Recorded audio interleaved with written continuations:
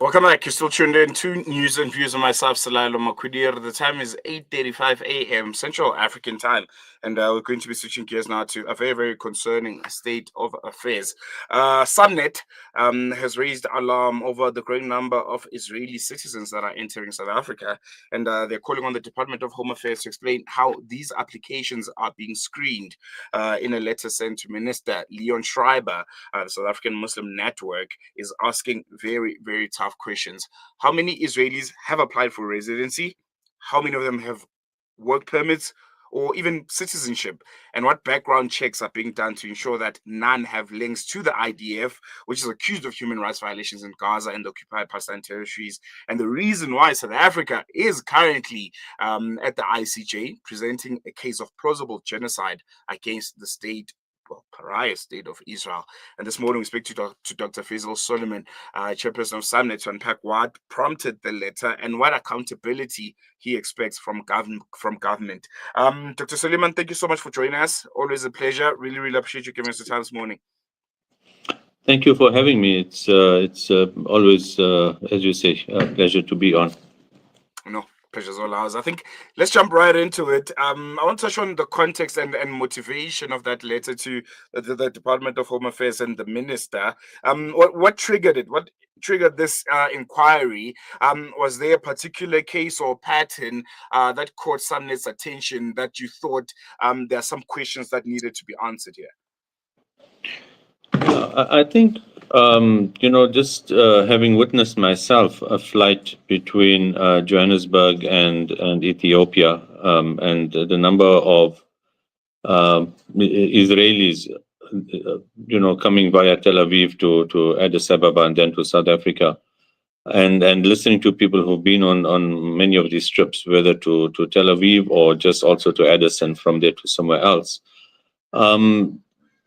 And reports that thousands of Israelis, since the war with Gaza, obviously after the strikes from Iran, have been leaving Israel to other parts of the world, but South Africa in particular.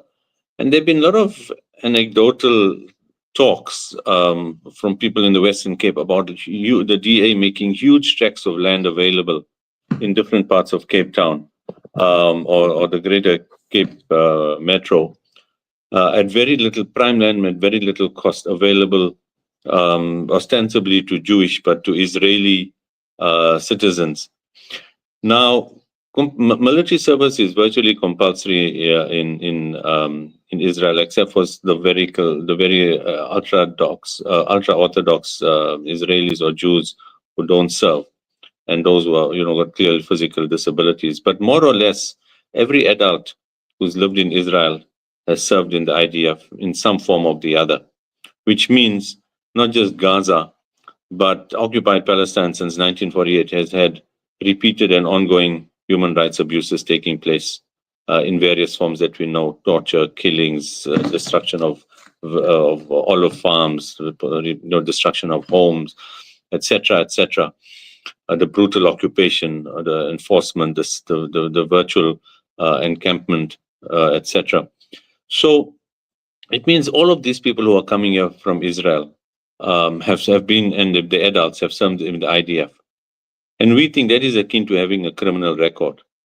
And why should we then be allowing these people who are already fundamentalists, violent, unconscionable, firstly, allow them into our country in contravention of and we've detailed some of the aspects of the law in that letter to the minister. Why should they be being allowed here? Secondly, it seems speeded through by the DA. And politically, these are the people that will form closed gated security communities, arm themselves to the teeth. They're already well trained by the IDF. And the type of people to vote for right-wing parties in South Africa. They've already have a track record of huge racism in Israel and continue that because they fundamentalists chosen in their minds, chosen nation. And the type that will also, support a movement to secede the Western Cape. These are the exact demographic you don't want in South Africa. That is not conducive to peace and stability in our country. And aside from the fact that de facto having served in the IDF, we should not be having people like that become residents or citizens in the country.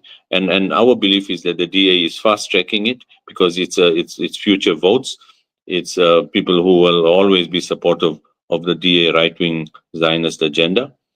And I think we want to see the government answer those questions. The Minister of Home Affairs, who is of course from the DA himself. No, most importantly, and I think what's very, very important is the Department of Home Affairs and DECO having, an interdepartmental kind of coordination here. Are you in any way also, trying to communicate with DECO or, the NPA to try and vet, some of these cases of those IDF, soldiers or those that have served with the IDF who are ultimately making their way to South Africa for permanent residency? So, we wouldn't have access to this information, but I imagine that when they apply for residency or extended work permits, you need to fill out all of your information. And that's a question we've asked. What vetting is the Home Affairs Department doing? What questions are they asking of these people? And I mean, this is the purvey of Home Affairs. They're in charge of people coming in.